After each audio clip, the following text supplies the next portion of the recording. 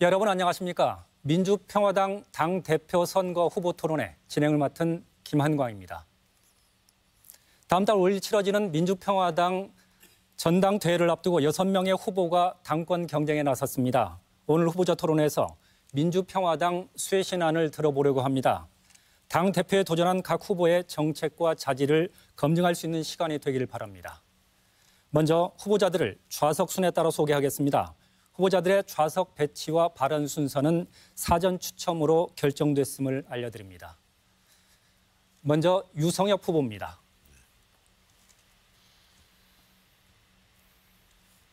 민영삼 후보입니다. 허영 후보입니다. 최경환 후보입니다. 이윤석 후보입니다. 마지막으로 정동영 후보입니다. 안녕하십니까. 토론에 앞서 진행 방식을 설명하겠습니다. 이번 토론회는 각 후보자의 기조 발언을 시작으로 지역 현안을 다룬 공통 질문과 후보자 개인이 주도권을 가지고 이끌어가는 주도권 토론으로 진행됩니다. 각 순서마다 후보자별 답변 시간이 정해져 있습니다. 후보자들은 정면에 설치된 모니터를 보면서 정해진 시간 안에 답변해 주기 바랍니다. 공약과 정책을 바탕으로 토론해 주길 기대하며 상호 비방이나 인신 공격은 삼가 주시기 바랍니다. 먼저 기조 발언 순서입니다. 기조 발언 시간은 1분입니다. 발언은 사전에 추첨한 순서에 따라 진행하겠습니다. 먼저 최경환 후보입니다. 네, 안녕하십니까. 민주평화당 당대표 후보 기호 1번 최경환입니다. 여러분께서 만들어주신 민주평화당이 큰 위기에 처했습니다. 전북 경제 또한 위기에 처해 있습니다. 정부와 집권 여당의 전북 무관심으로 전북 도민들이 힘들어하고 계십니다. 제가 당대표가 되어서 민주평화당을 살려내고 전북 경제 살리기에 올인하겠습니다. 큰 변화, 새로운 인물이 필요한 때입니다. 저는 김대중 대통령의 마지막 비서관이었습니다. 지금 여의도 국회에는 노무현 사람들은 넘쳐나지만 김대중 사람들은 찾아볼 수가 없습니다. 진정한 김대중의 계승자가 되어서 민주평화당의 새로운 얼굴, 또 호남의 새로운 리더가 되겠다는 말씀을 드립니다. 여러분 최경환과 함께 해주십시오. 감사합니다. 네, 이윤석 후보입니다. 예, 안녕하십니까. 전라북도 도민 여러분, 전주 시민 여러분, 기호 5번으로 출마한 이윤석 후보입니다. 저는 당 대표 출마자가 아니고 최고위원으로서 지도부의 일원이 되어서 지금 꺼져가는 호남의 민심을 살리고 민주평화당의 가치를 심고자 출마를 했습니다. 사실 여러 고민을 했습니다. 정말 출마를 해서 잘할 수 있을지 고민 끝에 이렇게 결정을 했습니다. 여러분 보십시오. 전북 경제는 죽어가고 있습니다. 지지부진한 새만금 사업, 또 현대차 전주 상용차 공장, 군산의 GM, 또 조선소, 또 전북 정치도 죽어가고 있습니다. 더불어민주당 경선이 지금 시작되었는데 전라북도 출신은 아무도 없습니다. 정치와 경제가 모두가 죽었습니다. 그리고 문재인 정부에 너무나 우리가 과도하게 지나치게 기대를 하고 있습니다. 이런 것들을 다 해결할 수 있는 그런 지도부에 들어가고 싶습니다. 이윤석이었습니다. 정동영 후보입니다. 민주평화당 생기고 TV토론은 오늘 처음입니다. 6분 후보들과 함께 하니까 든든합니다. 최근에 태국의 동굴 소년 구출기가 세계적인 감동을 줬습니다. 캄캄한 동굴에 갇힌 소년 13명이 공포와 기아 속에서 현명한 지도자의 안내에 따라서 극적으로 17일 만에 구출이 됐습니다. 이 축구 코치는 두려움에 떨고 있는 소년들을 안정시키고 그리고 희망을 북돋우는, 용기를 북돋우는 지도력을 발휘해서 한 사람도 다치지 않고 모두 구출하는 신화를 만들었습니다. 민주평화당이 지금 딱 그 처지라고 생각합니다. 사느냐 죽느냐 기로에 있는 민주평화당을 강한 지도력으로 살려내고자 합니다. 유성엽 후보입니다. 예, 기호 2번 유성엽 후보입니다. 우리 민주평화당 매우 어렵습니다.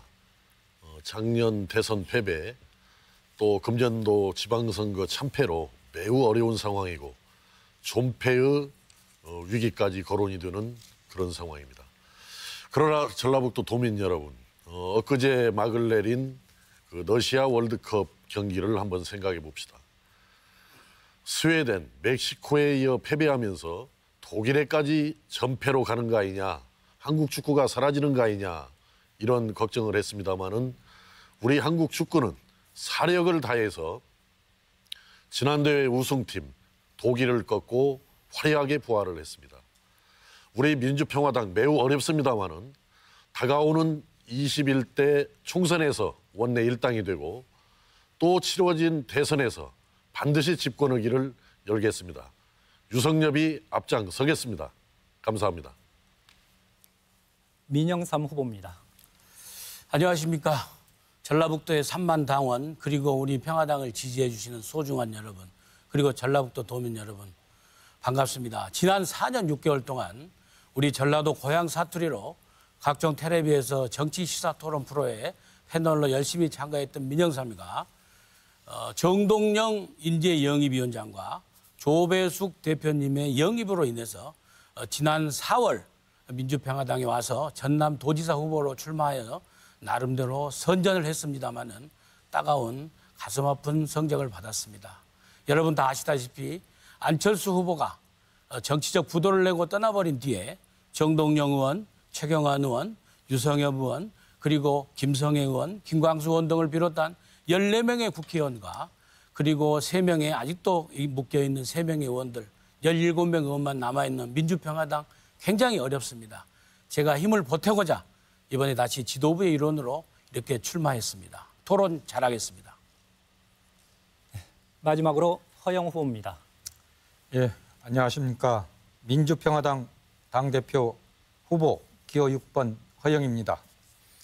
저는 임실에서 태어나고 전주에서 자란 기호 6번 허영입니다. 정치를 하면서 편안한 길 마다하고 김대중 대통령께서 걸어갔던 고행의 길을 함께 하였습니다. 30년 전 평민당에 입당하여 지금은 민주평화당 인천시당 위원장으로 있습니다. 깨끗한 마음으로 성공한 기업인의 정신으로 우리 민주평화당을 이끌고자 합니다. 6명의 후보 중에 저 허영만이 유일한 수도권 후보입니다. 전북 경제를 살리는 데 기여하겠습니다. 성공한 기업인이 성공하는 민주평화당을 세우는 모습을 지켜봐 주십시오. 감사합니다. 모두 시간을 잘 지켜주셔서 고맙습니다. 다음은 공약 발표 시간입니다. 본 토론회에 앞서 후보자들께서는 민주평화당의 3대 공약을 제시했습니다. 후보자들은 주요 공약을 발표해 주시기 바랍니다. 특히 당 대표가 되면 당을 위해 어떤 일을 최우선적으로 할 것인지 그리고 또 구체적인 해결 방안이 있다면 제시해 주기 바랍니다. 공약 발표 시간은 1분 30초입니다. 먼저 유성엽 후보부터 시작합니다. 예. 먼저 첫 번째로 경제정당을 지향해서 대안세력, 대안정당으로 자리매김할 것입니다.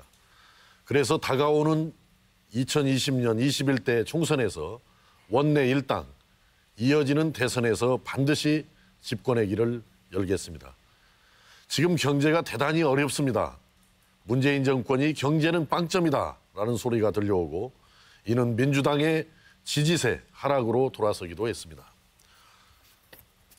그 자료를 통해서 보시면은 김대중 정부 5년 동안에 5.32%를 기록했습니다. 노무현 정부에서는 4.48%를 기록했습니다. 이것이 뚝 떨어져서 이명박 정부 들어와서 3.2%로 박근혜 정부 4년간에는 2.97%로 떨어졌습니다.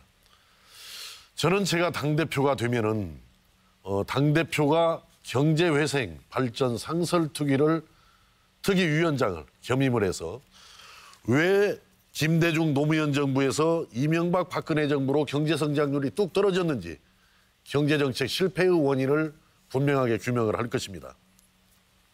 또 아울러서 현재 문재인 정부가 들어서서 추진하고 있는 잘못된 소득주도 성장 정책 등의 그런 허구와 한계를 밝혀내서 반드시 경제를 살려내는 그런 대한정당을 만들어서 우리가 수권 정당의 기틀을 다지겠습니다. 이어서 민영삼 후보입니다. 예, 제가 당 지도부의 일원이 되면 주요 공약으로 저는 크게 세 가지를 말씀드렸습니다.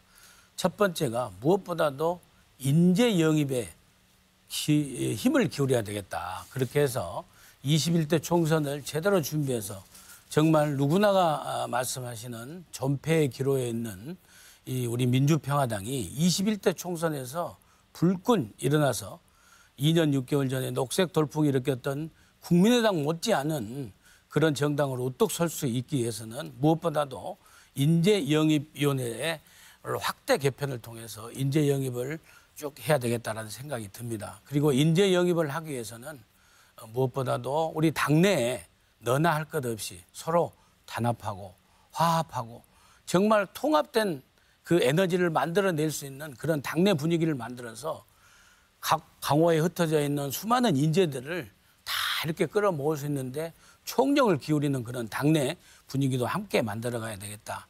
그리고 말씀드린 대로 21대 총선을 준비하기 위해서는 준비기획위원회도 구성하고 지금 현재로서는 이제 또 세 번째로는 당의 정책위가 있긴 하지만은 따로 외부 인사들을 대폭 영입해서 정책 개발 기획단을 통해서 정말 무너져 내린 이 서민 경제, 민생 경제를 살릴 수 있는 경제정책 개발 정당으로서 여러분들의 평가를 받는데 혼신의 힘을 기울일 생각입니다. 예, 다음은 허영 후보입니다. 예, 기호 6번 허영입니다. 공약 발표를 하겠습니다. 먼저 한국 정치 제도를 개선하겠습니다. 한국의 제왕적 대통령 제도를 분권형 제도로 바꿔야 합니다. 현재 한국의 정치 제도는 1987년 체제를 유지하고 있어서 대통령의 권한이 비대하여 대통령 임기 후에는 불행한 일이 벌어지고 있습니다. 두 번째는 투표 민심이 왜곡되는 현재의 선거 제도를 연동형 비례대표 제도로 바꾸겠습니다. 다음은 민생 돌보미 정당을 만들겠습니다. 당에 민생 돌보미 위원회를 설치하여 민생 문제에 올인하겠습니다. 중소기업, 영세 자영업자, 소상공인 어려운 현실을 해결해 나가겠습니다. 제4금권에서 대출받은 중소기업, 영세 자영업자, 소상공인 대출은 3천만 원까지 제1금융권에서 대출로 전환할 수 있도록 당국과 협의하겠습니다. 대형 유통업체 임대료, 수수료 상한제를 추진하여 소상공인의 영세 자영업자의 부담을 줄이도록 하겠습니다. 예, 여기까지 듣도록 하겠습니다. 다음은 최경환 후보입니다. 예, 저는 당 관련 공약과 전북 지역 현안들을 몇 가지 약속드리겠습니다. 첫째, 당을 총선 체제로 전환해서 한 100명 정도의 새로운 인물들, 젊고 유능한 또 지역에 뿌리를 박은 인물들을 발굴해서 총선에 대비하도록 하겠습니다. 특히 저희들 당의 민주평화연구원이라고 하는 정책연구소가 있는데 호남 분원을 설치하도록 하겠습니다. 또 하나 우리 당에는 원로 중진들이 많이 있습니다. 이분들의 지혜와 경륜을 모으기 위해서 원로 중진 모임을 당의 주요 기구로 만들겠습니다. 전북 도민들께 약속드리겠습니다. 아까 말씀드린 대로 전북 경제 살리기에 올인하겠습니다. 새만금 문제, 지난 국토위에 소속돼서 같이 일했습니다마는 국제공항 신항만을 포함한 새만금 문제가 속도감 있게 진행되도록 추진해 나가겠습니다. 작년에서 작년 6조 5천억 원이 전북 국비 예산이 확보가 됐는데 올해에도 충분히 확보하도록 하겠습니다. 그리고 전북권 3대 현안 입법, 한국탄소산업진흥원 설립법, 국민연금공단 연기금 전문대학원 설립법, 잼버리 특별법 이것을 반드시 통과시키도록 노력하겠습니다.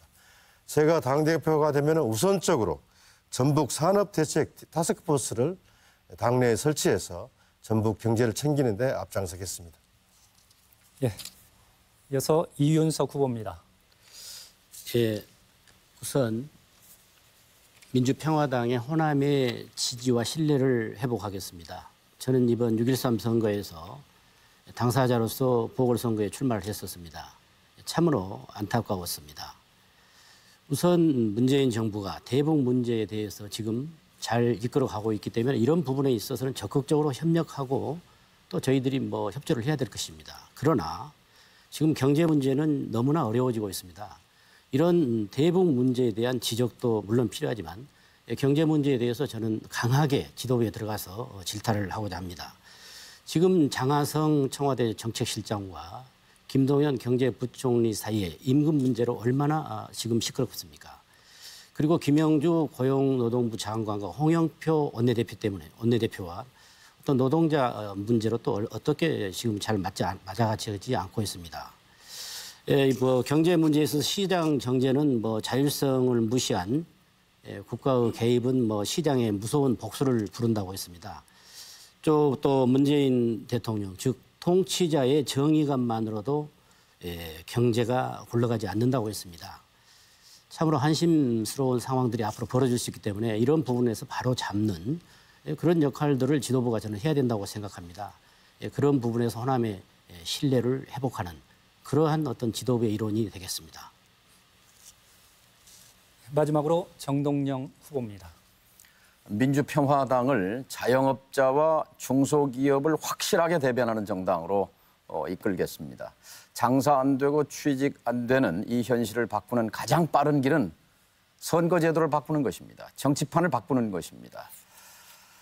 선거제도 개혁의 핵심은 국민이 지지해준 표만큼 국회에 의석을 갖도록 하는 것입니다.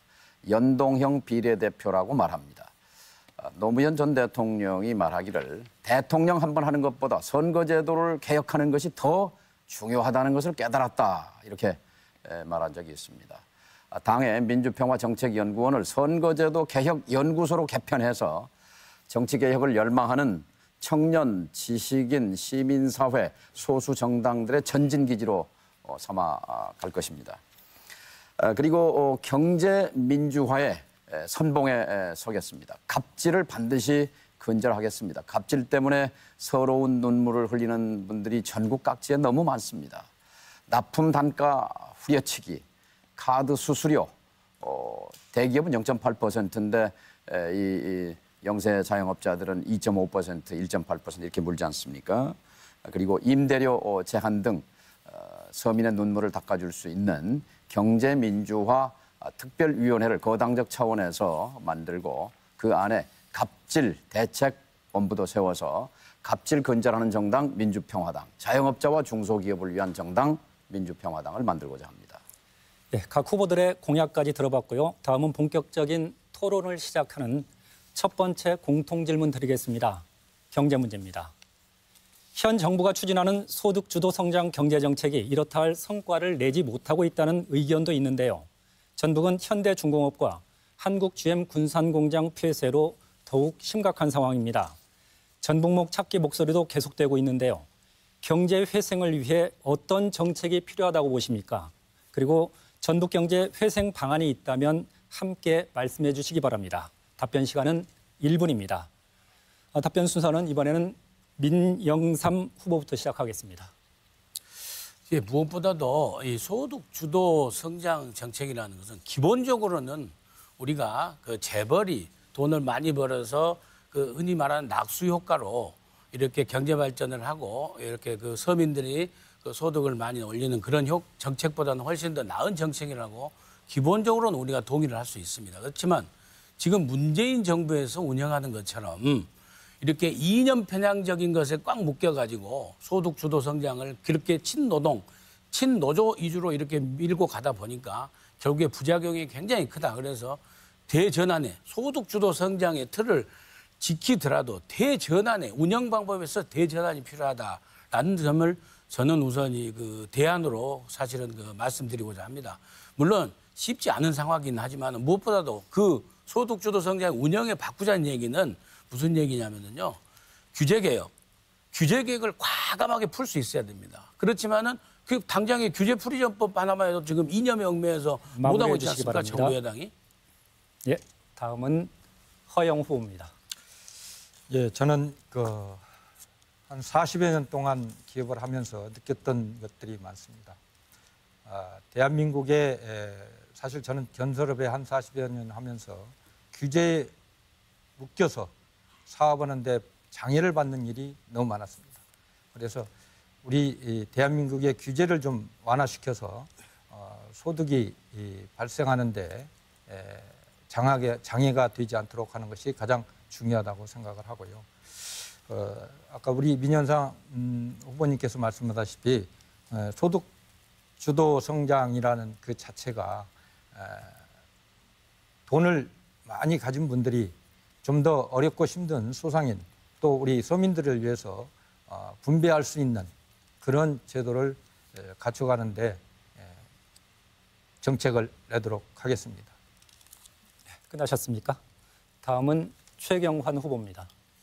예, 좁혀서 우리 전북 경제만 생각하면 전국 17개 시도에서 가장 힘든 지역이 바로 이 지역이라고 생각합니다. 삼중고에 처해 있습니다. 전반적인 산업 경기의 하락, 거기다가 최저임금이나 이런 근로시간 단축에 따른 부작용들이 속출하고 있고, 직격탄을 맞은 건 바로 군산 공장 폐쇄, 지행 공장, 현대조선소 이런 문제였습니다. 전북 경제에 대한 시급한 대책이 필요한데요. 좀 접근 방식을 달리해야겠습니다. 지금 전북에서 우리 민주평화당은 5명의 의원을 가진 여당이라고 할 수 있습니다. 그래서 전북 경제 살리는데 여당, 야당이 있을 수 없다고 생각합니다. 더불어민주당, 또 바른미래당 이런 의원들과 전북도 또 이런 관련 인사들을 다 모아서 전북 살리기 대책을 우리 민주평화당이 주도해 나갈 수 있다고 생각합니다. 네. 다음은 이윤석 후보입니다. 예, 지금 문재인 정부에서 경제 정책이 지금 흔들리고 있습니다. 장하성 정책실장과 김동연 부총리가 지금 소득 주도 성장론을 가지고 서로 대립하고 있습니다. 장하성 정책실장이 소득 주도 성장론을 주장하는데 실제로 이런 정책을 폈을 때 중소기업하는 사람들에게는 숨통이 조여지고 또 더구나 식당 등 자영업자를 하시는 분들에게는 굉장히 소상공인들에게는 어려워집니다. 이런 부분들을 정리하기 위해서 김동연 경제부총리는 최저임금에 대한 속도도 조절을 하자.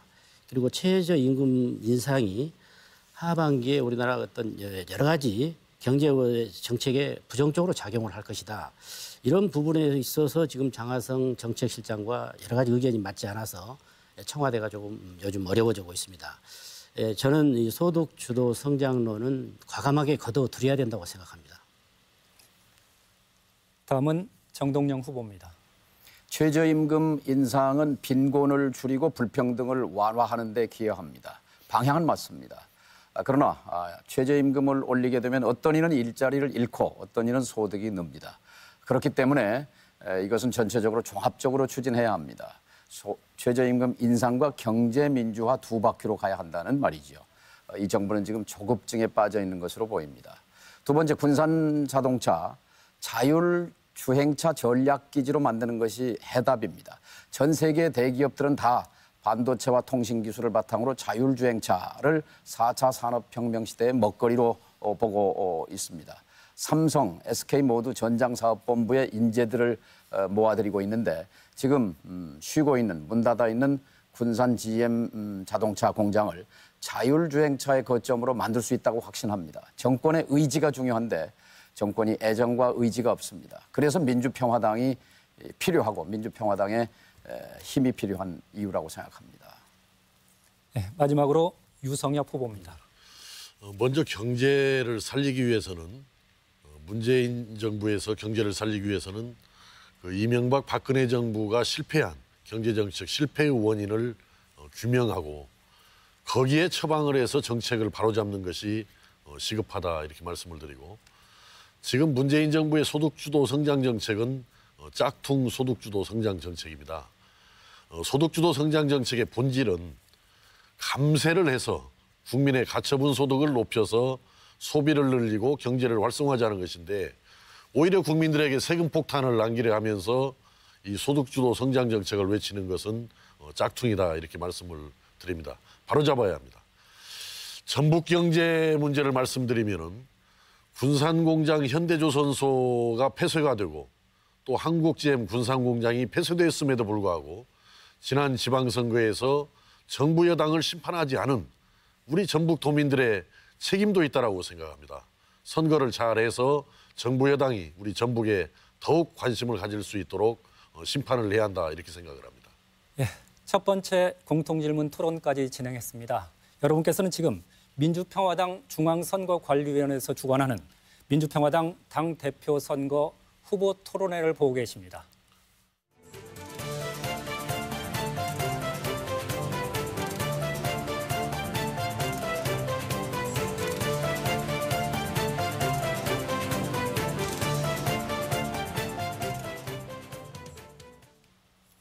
이어지는 순서는 주도권 토론입니다. 후보자 간 정책과 공약, 자질을 살필 수 있는 질문과 답변을 해주시기 바랍니다. 토론 방식을 설명하겠습니다. 주도권을 가진 후보자가 나머지 후보 5명에게 질문할 수 있습니다. 상대 후보를 먼저 지목한 뒤 질문해 주시면 됩니다. 단 한 후보에게만 질문해서는 안 되고 반드시 4명 이상의 후보에게 질문해 주시기 바랍니다. 필요할 경우 사유자 권한으로 제재할 수 있음도 알려드립니다.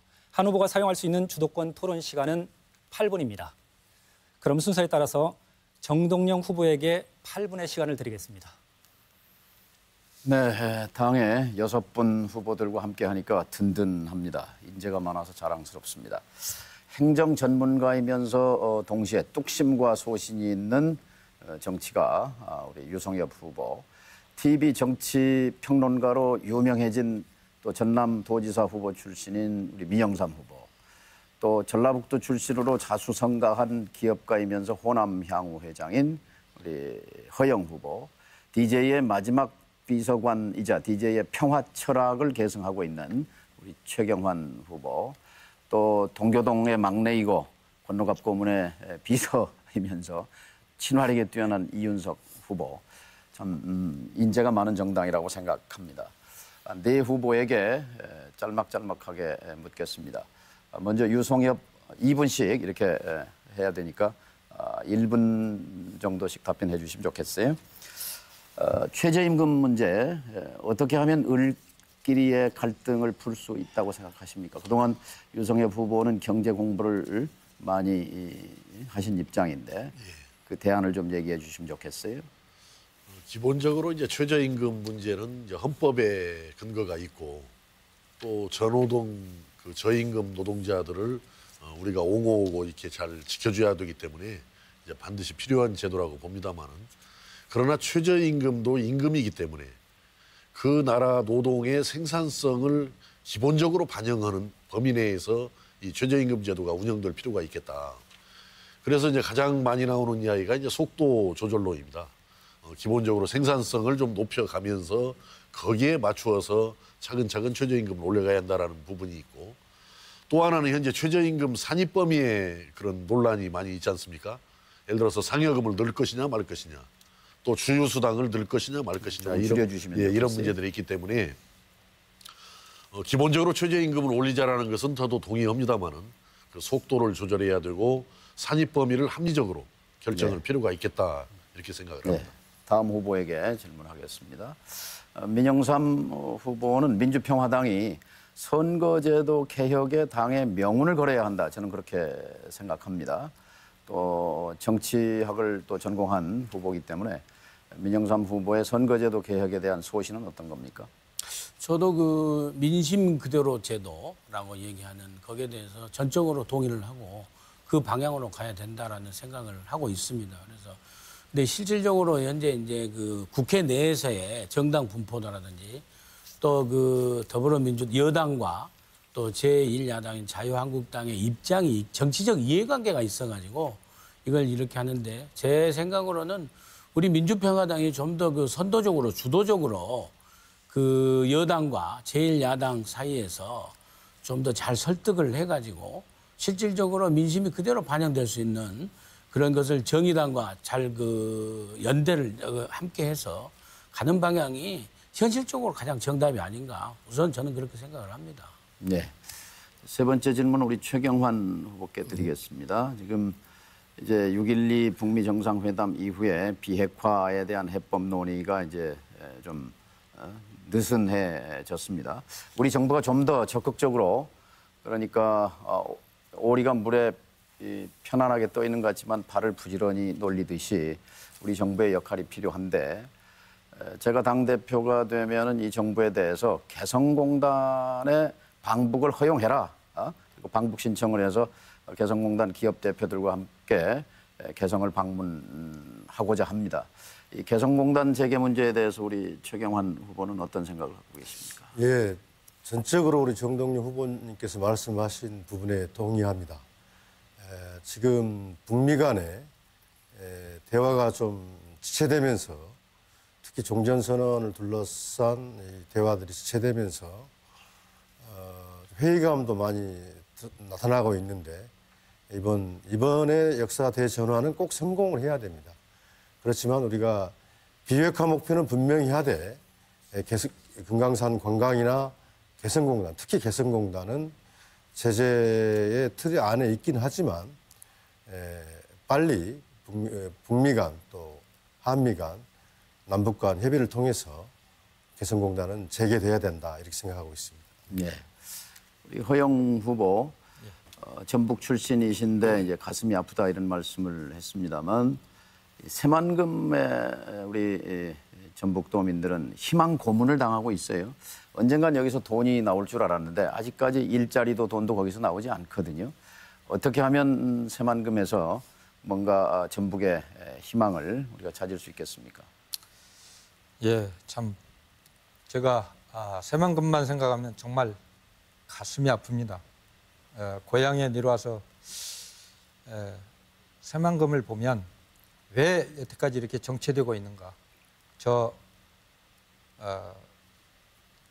치주의 고향 전북 임실 성순면 태평리 664번지에서 태어나 인천에 올라가서 사업을 하고 호남양우의 회장을 겪으면서 우리 전라북도가 잘 사는 것이 제 필수 조건이라고 생각을 하고 있습니다.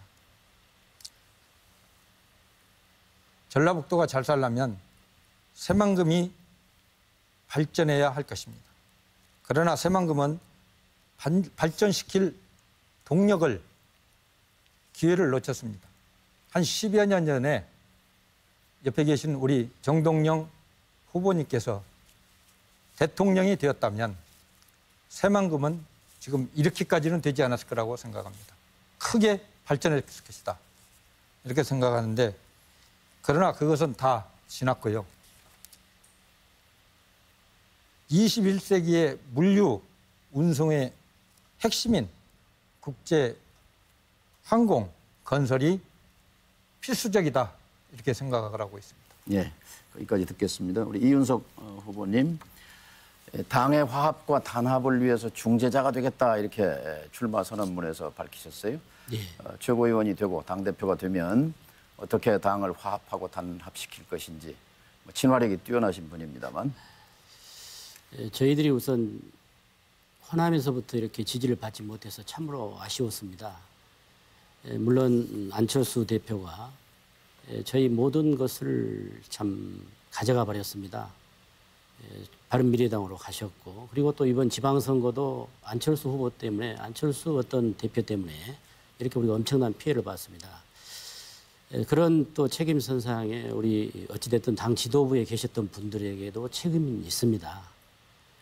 그렇기 때문에 이번엔 들어가면은 저는 과거의 지도부하고는 다르게 우리 호남의 인심을 얻을 수 있도록 좀 적극적으로 여러 가지 현명할 것은 현명하겠지만 우리가 이렇게 당하고 사는데 그런 목소리를 내질 않아요. 지금 경제가 어려워지고 이렇게 호남의 여러 가지 어떤 기업들이 그리고 일반 가게들이 다 쓰러져 가는데 너무 침묵하고 있는 이런 것을 좀 개선을 했으면 그런 생각입니다. 시간이 다 예, 돼버렸네요. 시간이 다 지났습니다. 8분 시간을 너무나 여유 있게 쓴 것 아닌가 하는 생각이 들 정도인데요. 다음은 유성엽 후보 역시 8분의 시간 드리겠습니다. 예. 먼저 차례대로 정동영 후보님께 먼저 질문을 하나 드리도록 하겠습니다. 이번 우리 지방선거에서 우리는 단순한 패배가 아니고 아주 참패를 했습니다. 그 참패 원인에 여러 가지 이유들이 있겠지만은 그 중에서 한 가지를 꼽는다면은 우리 쪽의 이유를 꼽는다면은 국민의당에서 민주평화당으로 분열된 것이 그 참패의 원인 중에 이제 우리 측의 원인이다 이렇게 말씀을 드릴 수 있는데 그렇게 된 데는 저는 국민의당에서 민주평화당으로 분열된 데는 안철수 전 대표의 책임이 제일 크다라고 생각합니다만은 작년 전대에 우리 정동영 후보님께서 안철수 후보를 꺾지 못한 것이 그 안철수가 잘못된 길을 선택할 수 있는 길을 만들어 주셨다. 그래서 저는 우리 정동영 후보님께서 작년에 패한 것이 이런 그 잘못을 만들어 주었기 때문에 이런 정치적인 책임이 저는 있다라고 생각합니다. 그런데 이번 전대에 또 다시 이렇게 나서시는 것은 좀 납득하기가 좀 어렵다. 이해하기가 곤란하다 이렇게 보는데 거기에 대해서 한번 말씀을 해주시기 바랍니다. 민주평화당이 지금 우리가 어떤 자리를 놓고 경쟁하는 건 아니라고 생각합니다. 민주평화당은 정확하게 얘기하면 아직 당이 아닙니다. 그러니까 집으로 비유하면 우리는 천막을 치고 선거를 치렀는데 쓰나미가 몰려와서 천막이 떠내려가고 주춧돌만 있는 거지요. 그러니까 우리는 지금 거기에 기둥을 세우고 석가래도 붙이고 대들보도 놓고 지붕도 올리고 하는 그런 이제 집을 신축해야 하는 과정이 있기 때문에 그래도 당을 만들어 본 경험 또 지지율이 낮았던 정당을 단시일 내에 지지율을 끌어올린 그런 경험을 가지고 어쨌든 이 민주평화당이 소멸하지 않고 만들어지려면 우리 모두가 힘을 다 합쳐야죠. 그래서 함께 노력해서 집을 지어야 한다. 그런 생각으로 출마했다 하는 말씀을 드립니다. 뭐 정치적 책임에 대해서는 말씀을 나누시네요. 중진이니까 뭐 책임이 제일 무겁죠. 예, 그리고 또한 역할도 무겁다고 잘 알겠습니다. 생각합니다. 시간 관계상 또 다음 기회 때 또 여쭙도록 그렇게 하겠습니다. 우리 이윤석 후보님께 질문을 드리겠습니다. 지난번 보궐선거에 출마하셔가지고 여러 가지 참 광풍 쓰나미 때문에 고생을 많이 하셨는데 정말 당을 위해서 저는 헌신하신 것이다 이렇게 말씀을 드리면서 지금 출마하시면서 농어민 대표 역할을 자임을 하셨어요. 근데 현재 우리 농촌 농업의 현실을 들여다보면은 쌀값, 채소값이 요새 좀 천정부지로 올라가고 있습니다. 그 올라가면 좋아야 하는데 정작 우리 그 농업인들 당사자 입장에서는 손에 쥐는 것이 없다. 쌀값, 채소값은 농산물 가격이 올랐지만은 손에 쥐는 것이 없다라는 또 현장에 여러 가지 하소연들이 있거든요. 거기에 대한 대책은 혹시 가지고 계시는지? 예, 저희들이 전라남북도가 농도입니다. 그러다 보니까 주 생산품이 뭐 생산 품목들이 쌀값, 쌀, 그리고 뭐 배추, 또 양파, 또 여러 가지 감자, 대파, 뭐 이런 품목들이죠. 예, 그런 품목들이 제값을 못 받고 있는 이유는 정부 정책이 잘못됐기 때문입니다. 저희들은 지금 현재 정부가 제대로 수입을 얼마를 농산물을 하고 있는지 통계를 제대로 알지 못하고 있습니다. 지금 이 주변에도 여러 가지 양곡 저장 창고가 있습니다만은 아마 7, 8년 된 그런 재고미들이 지금 쌓여 있을 겁니다. 그리고 양파값이 조금 제값을 받으려고 하면 바로 중국산 양파를 이제 저온 창고에서 풀어 제낍니다.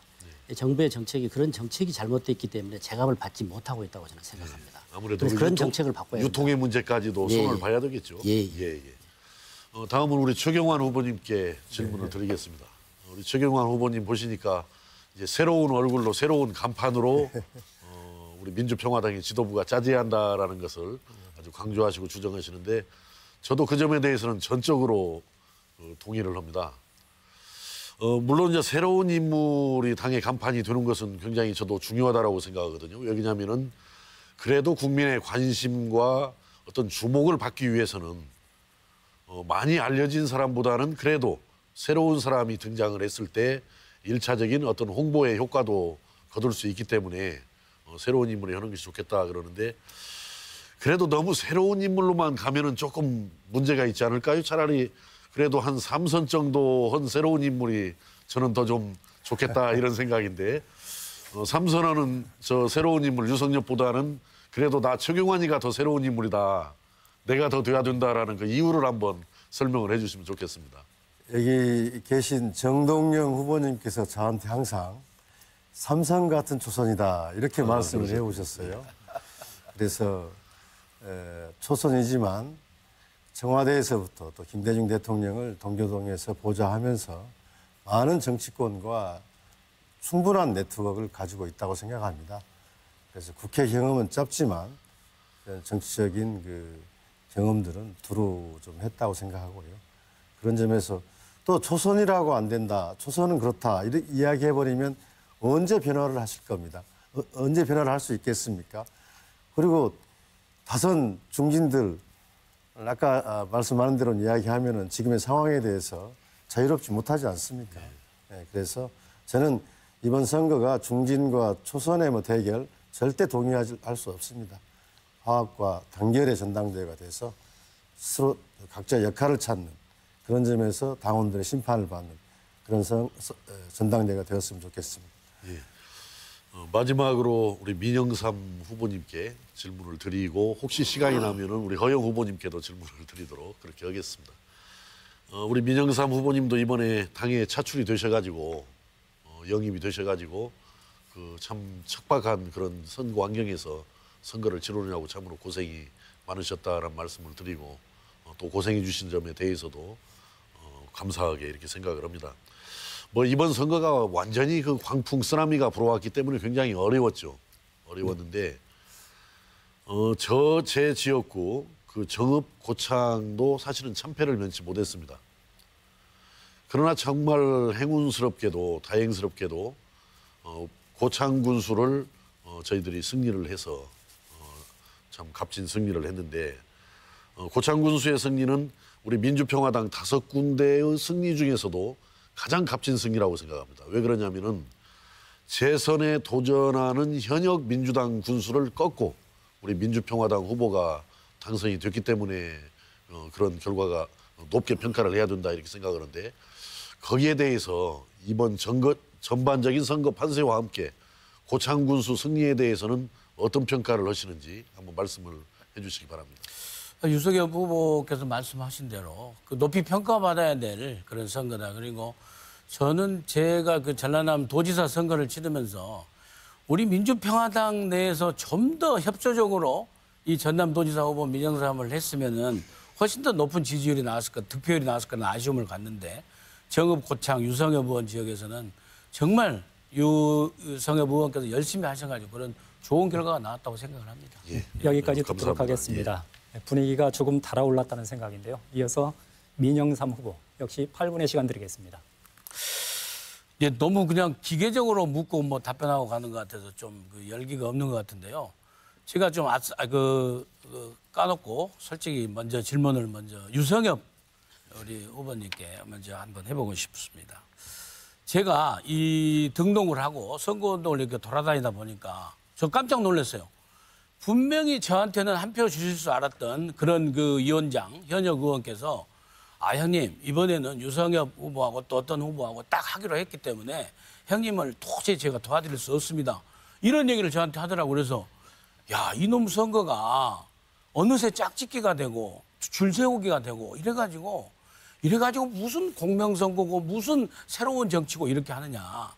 여태껏 우리가 척결하자고 그러고 혁파하자고 그러고 혁신하자고 했던 구태정치, 줄세우기 정치 이런 게 암암리에 다 이렇게 돼가지고 있는 게 아닌가라는 생각이 들면서 제가 깜짝 놀랐는데 그래서 특히 전라북도 지역에서는 어찌됐건 간에 천정배, 정동영 천정배 하면은 개혁의 아이콘 아닙니까?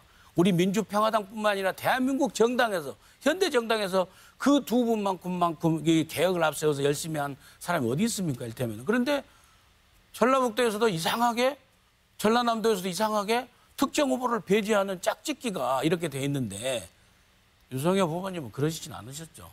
어떻게 생각하십니까? 아주 뭐 날카로운 질문을 하신다고 해서 긴장을 했는데 질문 듣고 보니까 뭐 긴장할 일이 하나도 아니어서 다행입니다. 저는 뭐 저 혼자 캠프도 차리지 않고 무캠프 선거운동을 벌이고 있고 전혀 뭐 캠프 진영도 짜지 않았지만은 어느 후보들하고 뭐 같이 연대나 뭐 짝짓기 이런 부분이 전혀 없습니다. 그리고 시도해본 바도 없고 또 다른 사람들보다 저를 도와달라고 요청한 것도 없습니다. 아마 돌아다니시면서 나는 유성엽이를 찍어야겠다라고 말씀하는 분들은 아마 자연 발생적으로 이 시점 이 상황에서는 유성엽이가 민주평화당의 선장을 맡는 게 좋겠다. 아마 이런 판단에서 자연 발생적으로 나온 결론이겠지. 제가 아직 누구한테 가서 적극적으로 저를 좀 도와주기 위해서 예, 알겠습니다. 지켜보겠습니다. 같이 짝을 지자 이런 적도 없습니다. 예, 아무튼 그런 얘기들이 좀 더 선거가 진행되는 과정에서 없어지기를 정말 저는 소원합니다. 우리 정동영 후보님께 여쭤보겠습니다. 여러 가지 뭐 얘기들도 많이 있고 하는데 정동영 후보님의 그 출마 선언이라든지 또 정책 발표 이런 거에 대해서 제가 또 본받을 점도 많이 있다고 생각을 합니다. 그런데 그 말씀하신 중에 지금 우리 민주평화당에 강력한 리더십이 필요하다라는 말씀을 여러 번 하시더라고요. 그래서 그게 거기에 대해서 좀 거부 반응이 있는 분들도 있습니다. 사실은 그게 이제 1인 1표하고 1인 2표 제도를 가지고 우리가 최고회에서 논의하는 과정에서도 그런 그 얘기가 나오고 했었는데 정동영 후보께서 말씀하시는 강력한 리더십, 우리 민주평화당에 필요한 강력한 리더십의 그 내용이 무엇인지 좀 그 소신 있게 말씀을 해주시기 바랍니다. 세 가지가 중요해요. 하나는 방향, 그걸 이제 노선이라고 하는 것이고, 그다음에 역시 경험이 있어야 한다고 생각합니다. 그리고 또 추진력이라고 생각합니다. 아까 경험 얘기는 제가 당을 만들어 본 경험이 있다 이런 말씀을 드렸고, 추진력과 관련해서는 사실 개성공단 만든 사람이 누구냐 그러면 다 정동영이라고 대답합니다. 그런데 제가 통일부 장관 할 때 미국이 개성공단 설립에 반대했어요. 정부 내에서도 정보기관이라든지 국방부라든지에 대해서도 거기서도 소극적이고 반대 여론이 반대 기류가 컸어요. 근데 정부를 설득하고 미국을 설득하고 국내에 만든 게 아니라 이북 땅에 나가서 공단을 만드는 거 쉬운 일은 아닙니다. 정동영이었기 때문에 만들었다 저는 저렇게 생각합니다. 세 번째, 이 노선과 방향인데요. 민주평화당은 자영업자 중소기업을 위한 정당이어야 합니다. 이게 노선입니다. 왜냐하면 이분들의 목소리가 잘 들리지 않거든요. 거대한 집단이긴 한데 국회에 의석이 없어요. 그래서 선거제도를 바꿔야 된다는 거고, 우리 사회에 100명의 일자리가 있다고 그러면 10개는 괜찮습니다. 공무원이라든지 공기업이라든지 대기업. 그런데 이 90개의 일자리는 중소기업에 60개가 있고 비정규직 노동자라든지 자영업에 30개가 있어요. 그렇기 때문에 민주평화당이 확고한 노선을 가지고 자영업자와 중소기업자들의 이 애로사항, 납품 단가 후려치기, 또 임대료 문제, 본사의 갑질 횡포 이런 걸 근절하는 실천적 노력을 보이면 민주평화당의 지지율은 올라가게 된다. 그런 확신을 갖고 있습니다. 예, 잘 들었습니다. 우리 최경환 후보께 좀 여쭙고 싶은데요. 후보님, 저하고도 오래전부터 알고 상당히 개인적으로도 좋고 또 이번에 정말 그 새 인물로 지도부를 구성해서 이렇게 하시는 데 대해서 저도 전적으로 동의를 합니다. 그런데 지금 의정활동을 하고 계시는데 저는 요즘에 청와대를 보면서요. 과거 이제 청와대도 김대중 대통령 모시고 계시지 않습니까? 청와대만 있고 내각이 없어요. 제가 보기에는. 그래서 경제부처 장관들이 경제수석한테 쩔쩔쩔 매고, 그래서 정말 지금 운영하는 이 문재인 정부야말로 진짜 우리가 그렇게 척결하고자 했던 제왕적 대통령제에 그렇게 운영하고 있는데, 청와대의 그 수석 제도를 비롯한 청와대 여러 가지 내용은 개헌 사항이 아니지 않습니까? 그리고 법률적 그 어떤 그 접근을 통해서라도 얼마든지 개선할 수 있다고 보는데, 우리 최경환 의원께서는 어떻게 생각하시는지 지금의 청와대 운영, 대통령의 국정 운영 방식에 대해서 그리고 제가 생각할 적에는 좀 최경환 의원님 정도 되면은 이런 부분에 대해서는 진즉 짚고 나왔어야 되지 않느냐 하는 아쉬움을 갖습니다. 좀 예. 소신 있게 말씀해 주십시오. 문재인 정부의 청와대 매우 걱정되는 상황입니다. 우리 민영삼 후보님 너무 중요한 지적을 해주셨는데요. 청와대 권력이 너무 비대해지고 내각은 보이지가 않고 청와대가 모든 것을 결정합니다. 근데 결정 과정이 투명하지도 않고 뭔가 좀 비밀스럽게 결정돼서 내각이 하달되고 총리도 안 보이고 장관들도 안 보입니다. 이른바 선출되지 않는 권력들이 수석, 비서관들이 그렇게 모든 것을 결정하고 있는 매우 위험한 상황이고 이런 상황이라면 앞으로 이전 정권들처럼 많은 또 사건들이 발생할 수 있고 국정 운영이 이렇게 되면 안 됩니다. 그래서 지금 청와대 정부라고 부르고 있습니다. 청와대 정부. 그렇게 되면 안 되고 내각이 다스리는 정부가 돼야 됩니다. 그래서 문재인 대통령도 이런 중심을 청와대에서 내각으로 옮겨야 된다. 이렇게 생각하고 있습니다. 최경환 의원님께서 운영위원회에서 좀 더 질타를 좀 해 주십시오. 네, 알겠습니다. 그 시간이 지금 없는데 우리 이윤석 의원님, 후보님 뭐 저하고 동양이고 뭐 아무튼 워낙 저 전남에 또 두 후보로 오셨는데 어떻게 막판에 이렇게 오셔가지고 제가 전남에서 좀 열심히 해보려고 했더니 표가 나눠지고 아쉽습니다만 아무튼 워낙 그 농어민 이쪽 주기 잘했는데 소득주도 성장 정책에 대해서 간략하게 다시 한번 좀 비판해 주십시오. 조금 전에도 말씀했습니다마는 이 정책을 청와대 장하성 정책실장이 지금 주도를 하고 있는데 옆에 계신 유성엽 후보께서도 짝퉁 소득 주도 성장론이라고 이렇게 이야기하고 있습니다. 그런 정책은 빨리 거둬들여야죠. 네, 시간이 다 됐습니다. 네, 다음은 허영 후보가 주도권 토론 이어가겠습니다. 예. 먼저 조금 전에 우리 정동영 후보님께서 새만금에 대한 말씀을 했으니 새만금에 대한 질문을 좀 하겠습니다. 먼저 우리 이윤석 후보님께 질문을 좀 드리도록 하겠습니다. 새만금 발전 핵심 공항을 새만금이 시작된 지 한 30여 년이 됐습니다.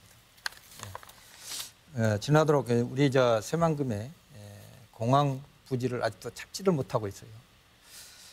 그런데 이윤석 그 후보님의 그 지역구에 무안에 군민들이 우리 새만금 지역의 공항 국제공항 시설을 건설하는데 절대적으로 반대를 많이 했습니다. 아시죠? 질문해 주셔요. 그러면 그 지역구 군민들이 그 반대한 이유를 좀 말씀해 주시고 저 후보님은 또 어떤 생각을 가지고 계십니까? 우선 전라북도의 새만금 사업이 1991년도에 시작됐습니다. 예. 참 지역에 그래서 인물이 필요한데 당시 농림부 장관이었던 항인성 장관님께서 노태우 정부로부터 그때 결정을 해낸 거죠. 예. 지금까지 뭐 30년 이상이 지났는데 정동영 우리 후보님도 말씀하셨지만 정말 고통스러운 일이에요. 거기에 보면 뭐 항구, 공항, 또 클러스터 사업, 뭐 팜 사업, 농업 뭐 이런 것들이 있는데 지금 말씀하신 공항 문제는 찬성하는 사람도 있고 반대하는 사람도 있고 무안 공항을 광주공항으로 가져가는데 군공항을 가져가라 하니까 군공항이 와야 된다는 사람도 있고 받지 않는다는 사람도 있고 또 우리 무안을 생각하는 사람들은 뭐 새만금에 공항을 만들지 않아야 된다 뭐 이런 주장도 있을 수 있지만 대체적으로 그건 큰 흐름은 아니라고 봅니다. 그리고 뭐 저는 새만금에 뭐 공항이 정말 그 제대로 된 공항이 들어서는 것을 저는 반깁니다. 예. 찬성하는 식입니다. 그렇죠. 예. 예. 그러면 이번 전주에서 토론이 끝난 이후에 네. 또 광주에서도 토론이 거기서도 있을 찬성할 것인데, 거예요. 예. 예. 그때도 이렇게 지금 말씀하신 예, 대로 예. 우리 예, 예. 새만금 공항에 그 공항을 건설하는데 찬성의 발언을 하실 수 찬성하죠. 있겠습니다. 서로 발전해야 예. 되니까 상생해야 되니까. 예. 또 우리 저 최경환 우리 후보님께 좀 말씀을 좀 드리겠습니다. 이어서 어떻게 보면 우리 최경환 의원님께도 광주에 공항이 있습니다. 네, 우리 이윤석 후보님처럼 각자 두 분이 이렇게 공항을 끼고 계시는 후보인데 우리 새만금 공항의 건설에 대해서 또 어떻게 좀 생각을 하고 계십니까? 새만금 사업의 키포인트는 두 개의 축이 있다면 국제공항하고 신항만입니다. 그래서 국제공항은 반드시 필요한 것이고 저는 허영 후보께서 말씀하신 것처럼 무안공항 대 새만금 공항의 대결 구도로 하면은 절대 문제는 풀어질 수 없다고 생각합니다. 지금 문재인 정부, 역대 정부, 문재인 정부까지 새만금에 대한 마스터 플랜 또 비전 이것들이 못 됐던 게 문제입니다. 지금 22조를 투자해야 되는데 지금 얼마가 됐습니까?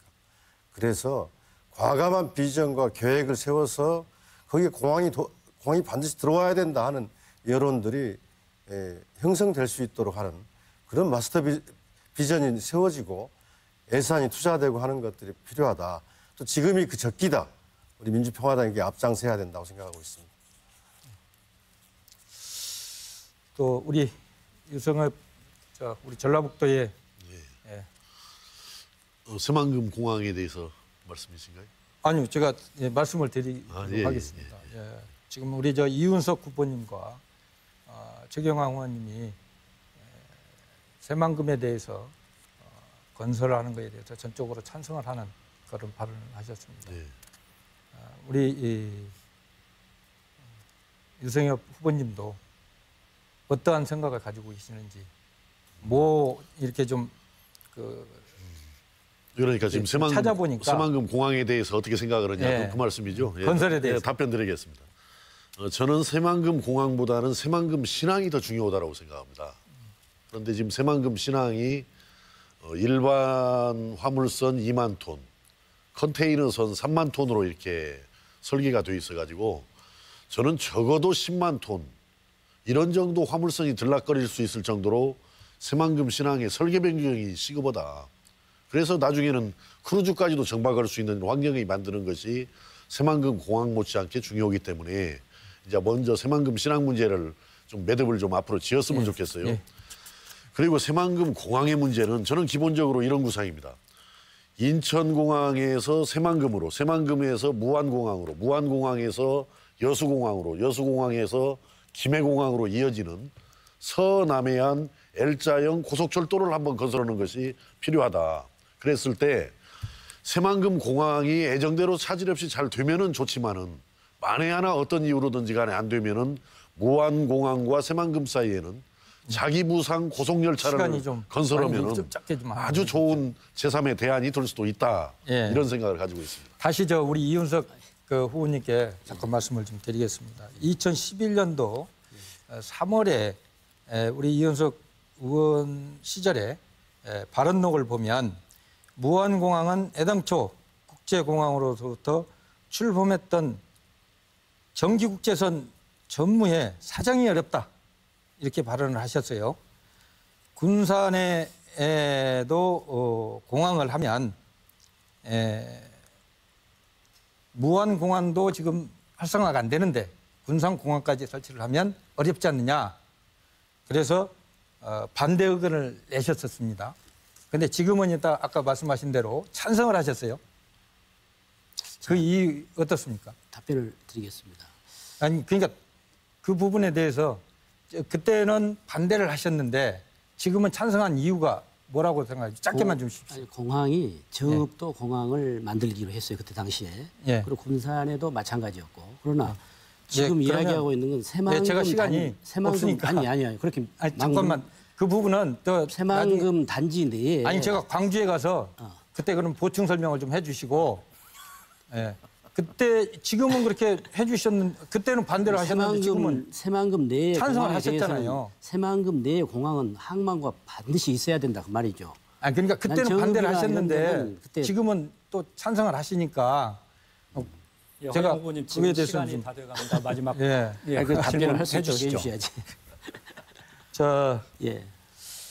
저 시간이 다 됐는데 우리 정 의장님께 좀 말씀을 좀 드리겠습니다. 10초밖에 안 남았어요. 10초뿐이 안 남았어요. 35사단 이제 취지마을 우리 임실로 옮기는데 여러 가지 말이 많았습니다. 그게 옮기는 과정에서 어떻던 일이 있었는지 좀 말씀을 좀 짧게 해주시면 고맙겠습니다. 아이고 지나버렸네요. 시간이 다 돼가지고 지났습니다. 다음에 해야겠습니다. 그 시간은 8분입니다. 8분이고 중복 질문 시간 관리를 잘해 주시기를 부탁드리고요. 이어서 최경환 후보께 주도권 토론 넘기겠습니다. 예, 먼저 유성엽 후보님께 좀 여쭙겠습니다. 저는 우리 민주평화당 이번 전당대회를 통해서 지도부가 구성된다면 저는 삼각축으로 당이 운영돼야 된다 이렇게 생각하고 있습니다. 첫째는 저와 같은 우리 당에 10명의 신진 초선 의원들이 있습니다. 초선 의원들이 새로운 변화와 혁신을 하는 당 운영을 그렇게 해나가고 그리고 두 번째로는 경험 있는 장병환 원내대표를 비롯한 황주홍 농해수 위원장과 같은 경험 있는 분들이 국회를 운영해 나가고 우리 소수 정당에서는 국회가 아주 중요하지 않습니까? 정책과 예산이 있기 때문에. 그리고 세 번째 축은 우리 당에서 그래도 박지원, 천정배, 정동영 의원 세 분의 지도자들이 있습니다. 특히 정동영, 천정배 의원 두 분은 앞으로 4년 후 2022년에 대권 플랜을 국민 속에서 민주평화당과 함께 가동하는 그런 축으로 이 세 개의 축으로 가동한다면 민주평화당에 대한 관심이 크게 높아질 거라고 생각합니다. 이런 당 운영에 대해서 어떻게 생각하시는지 말씀해 주시기 바랍니다. 저는 뭐 아주 적절한 우리 당이 나아갈 바를 이렇게 제시를 해준 좋은 생각이다. 깊으나마 본회의에서 나온 그런 좋은 방안이다 이렇게 말씀을 드립니다. 저는 앞에서도 말씀드린 대로 제가 그 당대표가 된다면은 저는 우리 그 당에서 가장 그 중요한 부분이 대안정당, 대안세력으로 자리매김할 수 있을 것이냐 없을 것이냐, 국민들한테 과연 우리가 주목을 받을 수 있을 것이냐, 관심을 끌어낼 수 있을 것이냐, 또 지지를 궁극적으로 끌어낼 수 있을 것이냐, 이것이 중요하기 때문에 어떤 경제회생 발전의 어떤 특별기구, 이걸 잘 구성하는 것이 중요하다고 생각하는데요. 저는 앞에서 이제 공약에서 말씀드린 대로 제가 그냥 그 책임 그 위원장을 겸하겠다 이렇게 말씀을 드렸지만은 그것을 구성하는 과정에서 여러 가지 경륜이 풍부한 중진들도 모시고 또 열정과 어떤 그 의욕이 넘치시는 그런 초선 의원님들도 모시고 또 나아가서는 원외위원장들도 많은 자산들이 원외위원장들에 돼 있다라고 생각합니다. 원외위원장들도 대거 참여를 시켜서 원내와 원외 또 중진과 초선의 그런 조화를 이루어나가는 그런 당 운영. 그래서 결국은 올라운드 플레이가 돼야 되지 않느냐 이렇게 생각을 합니다. 예, 감사합니다. 그리고 존경하는 정동영 후보님께 관련돼서 하나 여쭙겠습니다. 제가 앞에서 전북경제 살리기 올인하겠다. 그래서 당 대표가 되면 정북 산업대책 타스크포스를 우리 당이 만들겠다 이런 이야기를 했는데 우리 당은 전북에 5명의 의원이 있고 전북의 여당이라고 할 수 있습니다. 그래서 저는 지역의 예산 확보 문제나 산업대책 문제는 초당적으로 해야 된다고 생각합니다. 그래서 바른미래당도 있고 더불어민주당, 여당인. 그래서 우리가 산업대책 TF를 만들고 우리 당이 주도를 해가지고 바른미래당과 더불어민주당 그분들과 함께 전북 내 초당적 협력기구, 대책기구를 만들어서 끌고 나갔으면 하는 그런 바람이 있습니다. 거기에 전북도도 참여하고 이렇게 할 수 있다고 생각합니다. 그런 방안에 대해서 말씀해 주셨으면 고맙습니다. 아주 적절한 지적인데요. 노사민정관 5자 협력이 필요해요. 군산 GM 자동차 문제만 해도 군산 조선소도 마찬가지고 지금 전북 경제는 사실 뭐 영남하고 비교할 것이 아니라 이 호남 내에서도 굉장히 약자입니다. 그러니까 광주, 전남, 전북 이 세 지역을 100이라고 할 때 전북 경제가 100분지 16입니다. 그러니까 100분의 84가 광주, 전남이고 100분의 16이 전북이에요. 그러니까 호남 내에서도 균형이 깨져 있어요. 그래서 이것은 민주평화당이 반드시 바로잡아야 한다 하는 것이고 이 예산만 예산은 사실 전라남도 예산이 6조 3천억인데 올해 전라북도 예산이 6조 5천억입니다. 예산은 전라북도가 많아요. 물론 이제 새만금 때문에 그런 겁니다만은 그래서 예산은 얼마 더 가져온다고 이렇게 전북 경제가 살아나는 것이고 그것은 아니고 이것을 씨앗돈으로 해서 먹거리를 만들어야 하는데 지난 20년 동안 지방자치가 실패한 거예요. 이 미래산업이나 이 먹거리에 대해서 전북의 비전을 못 만들었거든요. 그런 점에서 보면 전라남도의 완도 같은 데 보면은 지금 전국의 시군가 제일 잘 사는 동네가 돼버렸잖아요. 지방자치의 성공 사례입니다. 그래서 노사민정관이 머리를 맞대고 어떻게 먹고 살 것인가 아주 중요한 제안이라고 생각합니다. 네, 감사합니다. 우리 특히 정치에 관련해서 많은 조예가 깊으신 민영삼 후보님께 좀 당면한 문제를 하나 여쭙겠습니다. 협치 문제는 이제 우리 20대 초기에부터 필요성이 제기됐는데 박근혜 정권은 이걸 협치를 거부하고 이른바 친박 인사들에 의해서 국정을 전횡하다가 탄핵을 받았지 않습니까? 근데 문재인 정권에 들어와서도 협치 하는데 지난 1년간 허송세월을 했습니다. 지금 촛불 이후 사회개혁 입법들은 하나도 된 게 없습니다. 개헌이 됐습니까? 무슨 공수처 검찰 개혁이 됐습니까? 선거제도가 개혁이 됐습니까? 민생 입법들은 전부 한국당의 발목이 잡혀 있습니다. 그래서 우리 평화당이 제안한 과반수 계획 벨트를 만들자 계획 입법 연대를 필요성을 제기한 적이 있는데요.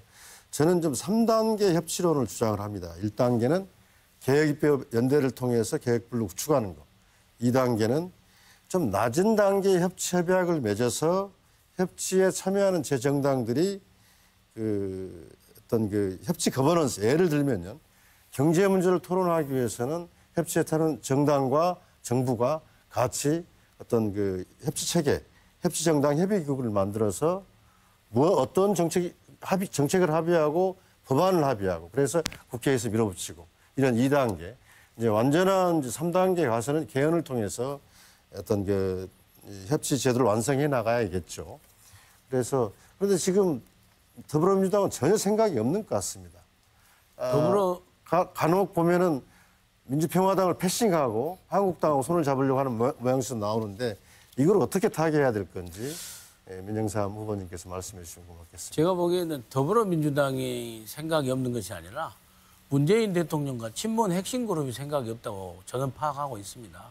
그렇기 때문에 현실적으로 이것은 원내에서 호남 민심을 잘 설득을 해서 제가 생각하기에는 선거제도 개혁으로 그래서 정의당과 함께 우리 민주평화당이 선거제도 개혁에 대해서 완벽하게 사실 의견이 일치하고 있어서 다단계로 가자는 다당제로 그래서 바른미래당과 함께해서 자유한국당하고도 우리 정의당이랑 함께 한다고 그러면 충분히 할 여지가 있다. 일테면은 그래서 선거제도를 개혁하는 데 있어서만큼은 자유한국당을 좀 더 끌어들이는 이런 원내 전략에 좀 적극적인 태도가 필요하다.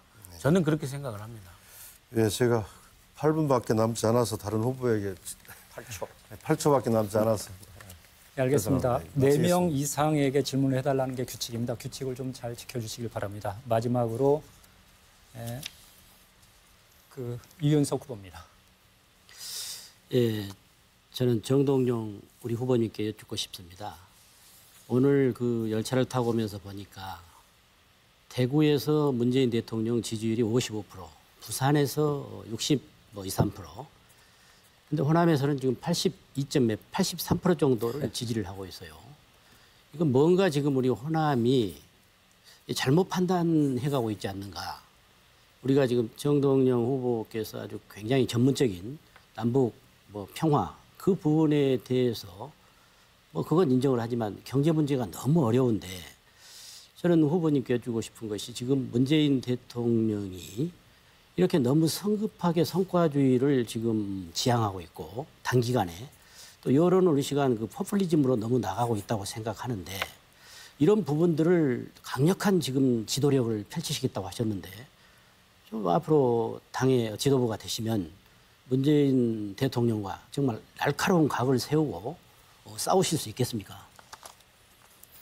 예, 우린 야당입니다. 그러니까 결코 준 여당이 아니죠. 그리고 우리는 첫째 아까 선거제도 개혁을 이루어야 한다고 했는데요. 제도 개혁에서 적당과 우당이 따로 없습니다. 제도 개혁은 누구나 손잡을 수 있습니다. 아까 민영삼 후보 지적을 하셨는데 선거제도 개혁을 위해서는 자유한국당 끌어들여야 합니다. 그리고 이 문재인 정부가 지금 남북 평화 문제는 우리가 적극적으로 뒷받침해주고 또 이끌고 가야 하는 것이고 그러나 지금 경제 문제는 실패하고 있습니다. 소득주도 성장의 이 종합 패키지가 아니고 어떻게 보면은 그냥 최저임금 인상 하나 6,470원을 작년에 7,530원으로 올해 8,350원으로 29%를 끌어올렸는데 이 최저임금 올리면 저소득층의 소득이 늘어나고 소득이 늘어나면 이 내수가 돌고 내수가 돌면 경제가 성장한다. 이런 단순 논리가 지금 작동하지 않는 거거든요. 그런데 지금 재벌 눈치 보기를 하고 있어요. 무슨 얘기냐면 지금 양극화되어 있지 않습니까? 대기업과 중소기업이. 우리 중소기업은 이윤을 잘 못 냅니다. 이윤율이 낮아요. 대기업은 사내 유보가 많고 이윤이 높고 이것을 어떻게든지 마른 수건 쥐어짜기로 중소기업을 쥐어짜서 일자리의 88%를 갖고 있는 이 중소기업과 자영업에 말하자면 돈이 돌도록 만드는 거. 이 근본을 손대야 되는데 정권 잡고 1년 동안 국회를 통과한 이 개혁 입법, 제도 개혁이 한 건도 없어요. 민주평화당이 바로 이것을 날카롭게 지적하고 대안을 가지고 이끌어가야 한다고 생각합니다. 제가 드리고 싶은 말씀은 민주평화당이 그동안 국회에서 원내외에서 다 잘 싸우지 못했기 때문에 저희 당의 지지율이 지금 이렇게 낮고 지금 그 어떤 우리 호남민들이 좀 판단에 약간 여러 가지 미스가 있지 않는가 그걸 사실 걱정을 해요. 아까 유성엽 의원도 지적을 했지만 공감합니다. 예. 우리 유성엽 후보님께 제가 질문을 드리겠습니다. 저는 유성엽 후보님과 그 경제 공부를 하는 데 대해서 굉장히 놀랐습니다. 참 우리 나라에 또 전라북도에 저런 훌륭한 정치인이 또 커가고 있구나. 그리고 정말 그 작은 지지로 정읍시장에 당선되고 또 무소속으로 국회의원을 2번을 당선되고 그 정치 어려운 정치판에서 그리고 지금 이렇게 또 이제 당 대표까지 나가신다고 했단 말이에요. 참으로 잘 되기를 바라고 저는 우리나라를 위해서 한번 큰일 한번 해주시기를 저는 기대합니다. 정말로. 저하고 경제 문제를 같이 논의했을 때 지금 소득주도 성장론에 대해서 짝퉁이라고 말씀을 하셨는데 지금 현재 방금 제가 정동영 그 후보님께 말씀드렸던 문재인 대통령이 너무 성급하게 성과주의에 나서고 있지 않는가. 그리고 두 번째로는 너무나 어떤 모든 것을 포퓰리즘으로 가다 보니까 이제 크게 지금 브레이크가 걸렸단 말이에요. 이런 부분에서 공감하고 계신지 본인 의견을 한번 말씀해 주십시오. 저도 뭐 전적으로 이윤석 후보님께서 말씀하신 그런 문재인 정부의 경제정책 잘못에 대해서 생각을 거의 같이 합니다. 그러나 이제 거기보다도 제가 문재인 정부에 대해서 정말 아쉽게 생각하는 것은 왜 적폐청산은 참으로 잘하면서도 경제 분야에 있어서의 적폐청산은 전혀 못 오고 있는 것인가. 경제 분야에 있어서 적폐청산이라는 게 바로 다름이 아니고 이명박 박근혜 정부가 경제정책을 실패한 거. 꼭 뭐 돈 먹고 뭐 감옥 가야 할 일이 아니라 하더라도 이런 정책 실패도 적폐거든요. 그래서 문재인 정부의 가장 아쉽게 생각하는 것은 지금 시행하고 있는 정책의 한계나 허구성도 문제지만은 왜 이명박 박근혜 정부의 경제정책 실패의 원인을 규명해내지 못하고 있는가. 거기에 처방한 경제정책을 마련하지 못하고 있는가. 여기에 대해서 저는 더 아쉽게 생각하는 것입니다. 저는 지난 지방선거 때 국회의원 보궐선거 때 제가 참으로 염려했던 부분이 문재인 대통령은 잘하려고 한다. 앞으로 계속 노력할 것이다. 그러나 우리 호남이 정신을 바짝 차려야 되는 것은 대한 세력으로 민주평화당을 반드시 좀 살려놔야 된다. 문재인 대통령은 괜찮지만 그 주변에 너무나 위험스러운 인물들이 많이 있다. 그런 주장을 했습니다. 방금 민 후보께서도 협치가 문재인 대통령 때문에 안 된다고 그러는데 저희들이 알기로는 협치나 연정은 문재인 대통령이나 또 정치적인 관록이 있는 분들은 민주평화당 하고자 합니다. 그 주변에 위험한 인물들이 지금 가로막고 있는 것이죠. 그래서 제가 다시 이제 우리 최경환 우리 후보님께 저희 참 또 끝까지 남아서 우리 어찌됐든 어느 대통령보다도 김대중 대통령의 업적은 비교가 될 수 없습니다. 저는. 노무현 대통령 뭐 또 다른 대통령들 이야기하시는데 이 김대중 대통령이 이루었던 그 업적이라는 건 말할 수 없습니다. 거기에서 여러 가지 정책적 뒷받침을 하시고 여기까지 오신 우리 최경환 후보님께 정말 감사드리고 다시 한번 제가 경제정책에 캠브리지 대학의 장하진 교수께서 장하준 교수가 장하성 지금 문재인 대통령 옆에 있는 분입니다. 엊그저께 정경련에서 한국 여러 가지 어떤 경제 정책은 지금 실패하고 위험하다. 그리고 또 신장섭 싱가포르 국립대학 경제학부 교수도 정경련에서 10일 날 문재인 정부의 어떤 경제 점수를 매긴다면 F학점이다. 뭐 이렇게 했단 말이에요. 이렇게 잘못돼 가고 있는데 우리가 이제 이런 내용들을 민주평화당이 주도권을 잡고 남북 문제는 우리 정동영 후보나 이런 분들이 너무 잘하시고 어느 대통령이 와도 남북 문제 해결할 수 있습니다. 너무나 문재인 정부에 우리가 과도하게 지나치게 지금 기대를 하고 있단 말이에요. 근데 그런 부분에 대해서 우리가 그러지 않아야 되겠다는 어떤 그런 어떤 호남민들에 대한 설득 그리고 두 교수가 말했던 어떤 여러 가지 경제 정책의 실패에 대해서 한번 평가해 주시기 바랍니다. 예. 두 교수님이 그렇게 해박한 학식과 이런 판단으로 위기라는 진단, 위험해지고 있다고 하는 진단 이전에 이미 현장에서는 이게 이렇게 가다는 곧 큰일이 벌어지겠구나. 정말 연말 위기설, 내년 초 위기설이 나오고 있습니다. 아우성입니다. 그런데 문제는 첫째는 청와대나 정책 당국자들의 인식은 그렇지 않는 것 같아요. 제가 들은 분은 거의 효과들이 없는데 효과가 제한적인데 그렇게 인식을 하고 있는 게 문제고 두 번째로는 산업 정책에 대한 비전이 없는 것 같습니다. 혁신 성장에 대한 비전들. 그래서 이렇게 군산을 방치하는 것도 그런 태도에서 나온 게 아닌가 이런 생각을 하게 됩니다.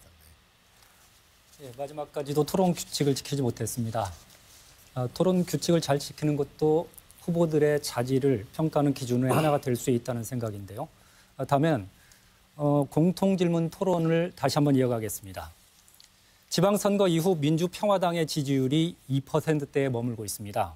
후보께서 생각하는 당의 한계와 쇄신 방안 그리고 대한정당으로서의 역할 등이 있다면 말씀해 주시기 바랍니다. 답변 순서는 허영 후보부터 하겠습니다. 민주평화당은 현재 국회의원이 17명이 있습니다. 지금 현재 지부당 위원장이 99명 중에 나머지가 다 원외위원장입니다. 지지율이 낮고 또 앞으로 민주평화당의 미래 발전은 어떻게 갈 것인가. 저 또한 궁금하고 여기에 나오신 모든 분들도 다 궁금할 거라고 생각합니다. 기본으로 우리 민주평화당은 원외위원장들이 주축을 이루고 있기 때문에 지금 원외위원장들 열심히 당원 확보에 전념을 다해야 할 것이고 또 호남에만 보면 거의 한 8만여 명이 지금은 당원되어 있습니다만 수도권에 지금 한 12,000명 정도의 당원분이 없습니다. 마무리해 주시죠. 이어서 최경환 후보입니다. 예, 참 면목 없습니다. 이렇게 세워준 호남민들에게 당을 만들어준 호남민들에게 정말 면목이 없고 죄송스러울 따름입니다. 그렇지만 민주평화당은 지역에서는 호남을 대변하는 정당으로 또 견제 세력으로서 대단히 중요한 역할을 부여받고 있습니다. 중앙에서는 또 아까 토론 과정에서 나왔습니다마는 개혁 평화 세력 한 축, 중심축으로서 역할이 주어지고 있습니다. 그런 소중한 정당입니다. 그래서 이번 전당대회를 통해서 확실한 정말 파격적인 변화 없이는 아마 주민들이 당원들이 쳐다보지도 않을 겁니다. 변화, 홍보성 변화, 과시성 변화가 아니라 근본적인 변화. 아마 주류 세력의 교체라고 느껴질 정도의 변화가 있어야 되고 많은 분들이 호남 정당은 필요하지만 호남당에 머물러서는 안 된다 이야기합니다. 전국 정당으로 발전해야 된다고 생각합니다. 예, 이어서 이윤석 후보입니다. 예, 여러 가지로 참 부족하죠. 그러나 저희들이 의원 숫자가 적고 또 안철수 대표가 또 그렇게 우리에게 먹튀를 했기 때문에 이런 현상들이 나오고 있습니다. 저희들도 스스로 또 반성을 해야 됩니다. 어쩔 때는 0.3%까지 지지율이었지만 그래도 희망이 있다고 봅니다. 오늘은 정확한지는 모르겠지만 중앙일보 같아요. 민주평화당이 6%대의 지지율이 나타나고 있습니다. 무엇보다도 저희들은 저희 민주평화당이 좀 지도부가 잘하고 또 지역에 와서 설득을 하고 그런 일들을 많이 해야 된다고 생각합니다.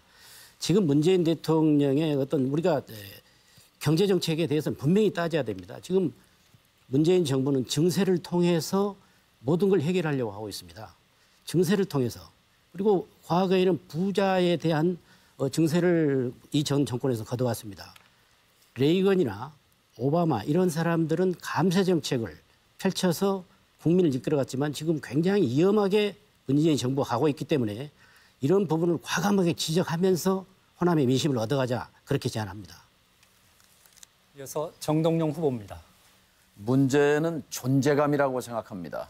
존재감을 만들기 위해서는 17명 당 소속 의원들이 한 팀으로 뭉쳐야 합니다. 17명의 현역 의원들의 면면을 보면 전부가 다 맹장입니다.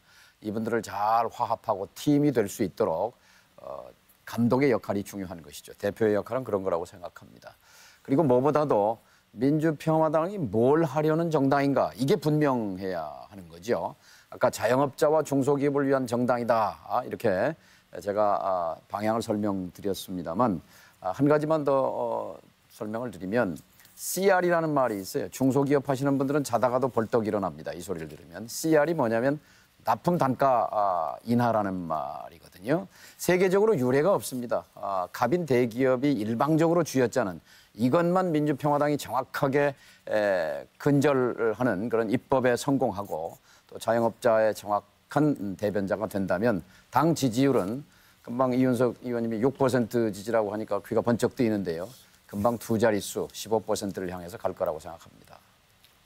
예, 이어서 유성엽 후보입니다. 예, 저는 뭐 두 가지라고 생각을 합니다. 그 형식적인 측면에서는 당의 간판을 좀 새롭게 바꿔야 돼요.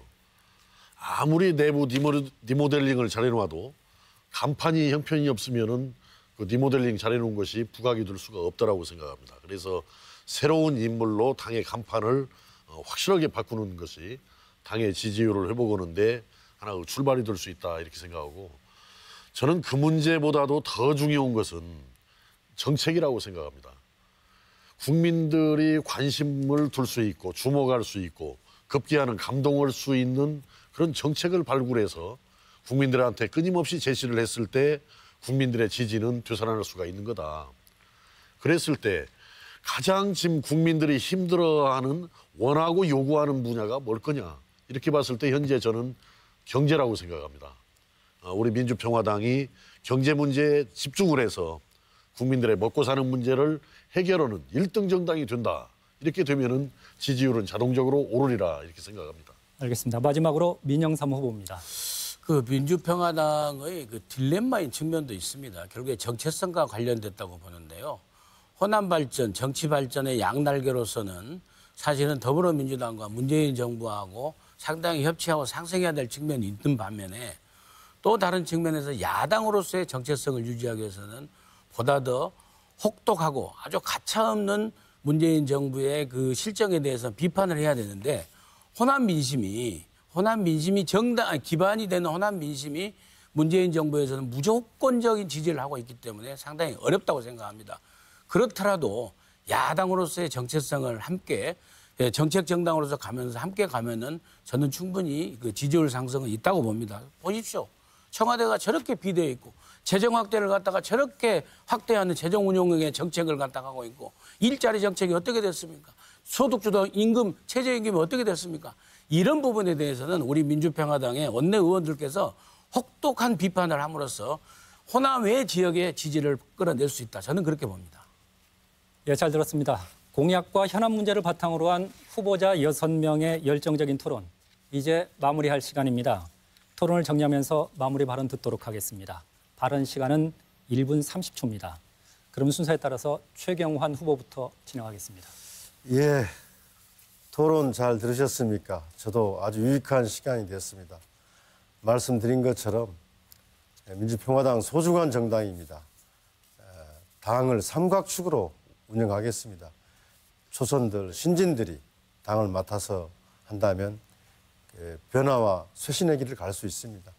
경험 있는 중진들은 국회와 원내를 맡아서 일을 할 것입니다. 그리고 우리 당의 경륜 있는 지도자들은 2022년 대권 플랜을 가동할 수 있습니다.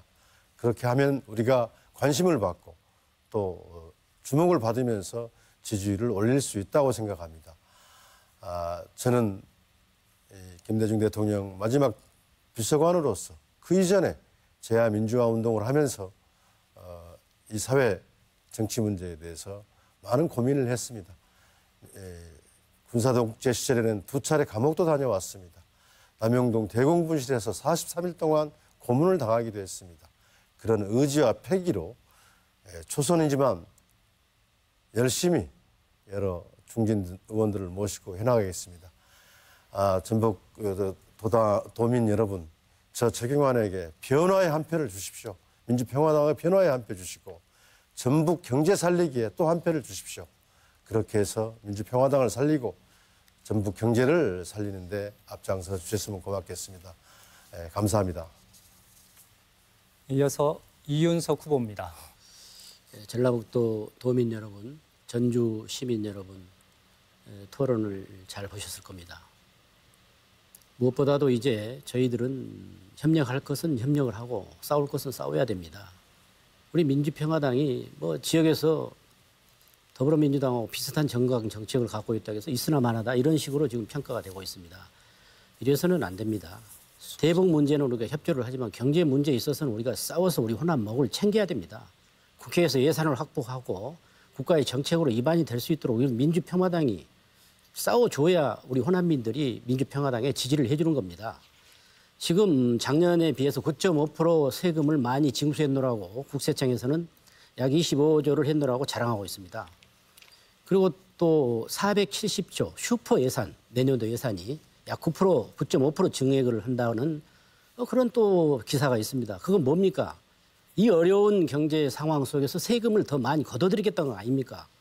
이런 부분에 대해서 우리 민주평화당이 대한민국을 대변해서 발언을 해주고 싸워야 되는데 계속 끌려가고 있단 말이에요. 우리가 문재인 대통령께 더 이상 뭘 바라겠습니까, 이제? 대북 문제 잘해주고 경제 잘하면 되는 거 아닙니까? 우리 민주평화당이 좀 존재감을 가질 수 있도록 확실하게 저희들이 좀 할 수 있도록 격려도 해주시고 저희들도 좀 그렇게 해야 됩니다. 그런 민주평화당 모습으로 다시 태어나겠습니다. 예, 잘 들었습니다. 저희들이 진행하면서 약간 진행의 순서에 차질이 있었습니다. 이윤석 후보부터 마무리 발언을 들어야 하는데 최경환 후보부터 들었습니다. 이 점 양해 부탁드립니다. 다음은 정동영 후보 마무리 발언입니다. 사느냐 죽느냐 이것이 민주평화당의 현실입니다. 민주평화당이 살아서 성공하는 것이 전북 발전의 득이 됩니다. 또 한국 정치가 다당제 민주주의로 발전하게 됩니다. 민주평화당을 살리는 길은 강한 지도력밖에 없습니다. 야당에게 지도력은 90% 이상을 차지합니다. 경험, 돌파력, 그리고 개혁 노선 이것이 당을 살리게 될 것이라고 생각합니다. 제가 당 대표가 되면 밥의 정치를 하겠습니다.